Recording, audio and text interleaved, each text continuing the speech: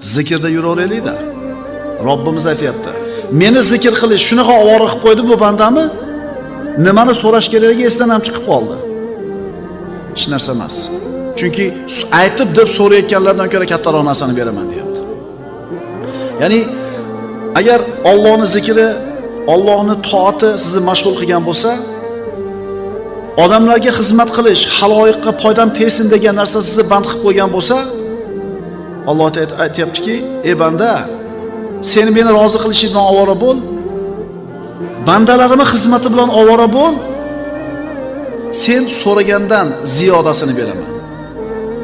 Alloh taolo aytadi: "Ey banda, sen men uchun men xohlagandek bo'l.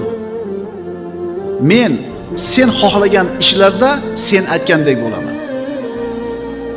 Qatar-ya?